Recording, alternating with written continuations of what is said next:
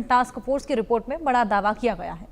दावा है कि पुलवामा हमले के लिए विस्फोटक ई कॉमर्स वेबसाइट से खरीदा गया था और इतना ही नहीं, आईईडी बनाने के लिए एल्यूमिनियम पाउडर मंगाया गया था। डिजिटल साधनों से आतंकियों को मदद भी पहुंचाई गई थी।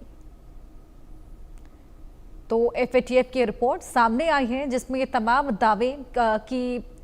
जो तमाम चीजें थी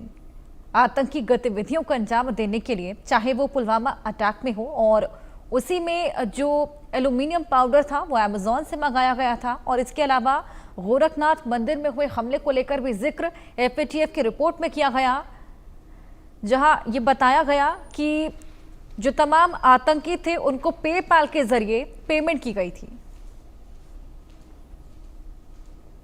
जम्मू कश्मीर के पुलवामा और उत्तर प्रदेश के गोरखपुर पे आतंकी हमले जो हुए थे उसमें जो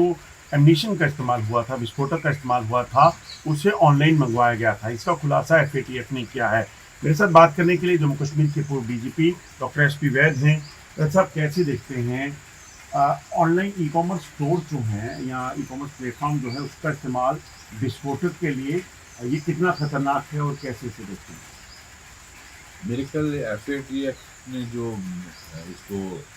उजागर किया है ये बहुत गंभीर बात है, क्योंकि ऑनलाइन जैसे अमेज़न से प्रोक्योर करना या कोई भी ऑनलाइन प्लेटफॉर्म है, ई प्रोक्योरमेंट जो आप करने का सिस्टम है, उसमें अगर आपको एक्सप्लोजिव मटेरियल्स इस तरह से अवेलेबल हों तो आप कहीं भी दुनिया में हमला कर सकते हो एक्सप्लोजिव बनाकर। तो उन्होंने जिस तरह से एग्जांपल दी है पुलवामा अटैक की, जिसमें हमारे 40 सीआरपी के जवान जान खो बैठे, इसी तरह गोरखपुर यूपी के हमले के बाद मंदिर पर हमले की बात हो रही है। तो मैं समझता हूँ ये बड़ा सीरियस इशू है और इस पे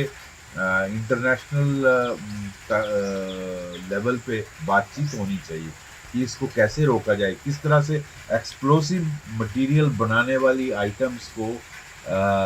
इस तरह ई प्रोक्योरमेंट सिस्टम में अलाउ नहीं करना चाहिए, उस पर रेस्ट्रिक्शंस होनी चाहिए। लगता है कि भारत में भी इस चीज़ को लेकर कहीं ना कहीं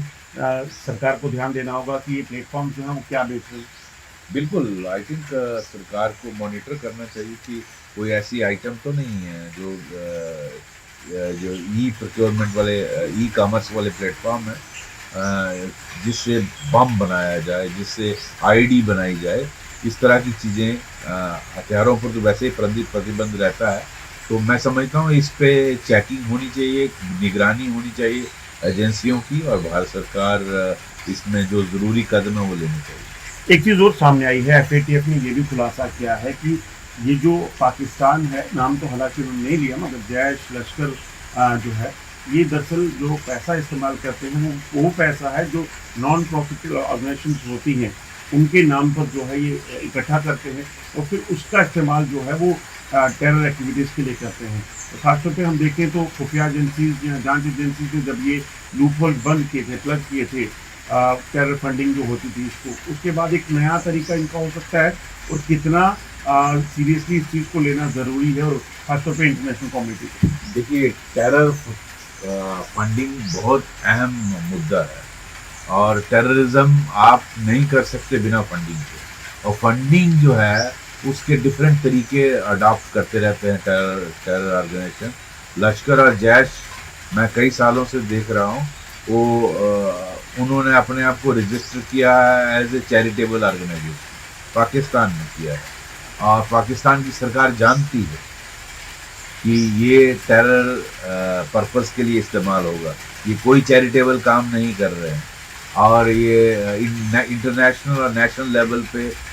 देश के अंदर भी ये क्राउड फंडिंग करते हैं, डोनेशंस लेते हैं, ऑनलाइन पेमेंट्स लेते हैं, डिफरेंट तरीके से पैसा इकट्ठा करते हैं, और जो करोड़ों में जाता है। और इसी तरह चैरिटेबल पर्पसेस का अपने आप को नॉन प्रॉफिटेबल ऑर्गेनाइजेशन रजिस्टर करके ये बाहर से भी पैसा मंगाते हैं। तो ये सारा पैसा जो करोड़ों अरबों इकट्ठा होता है उसको फिर टेरर पर्पस के लिए इस्तेमाल करते हैं, चाहे वो लश्कर तोयबा हो या जैश मोहम्मद हो। तो इस पे प्रतिबंध लगना चाहिए।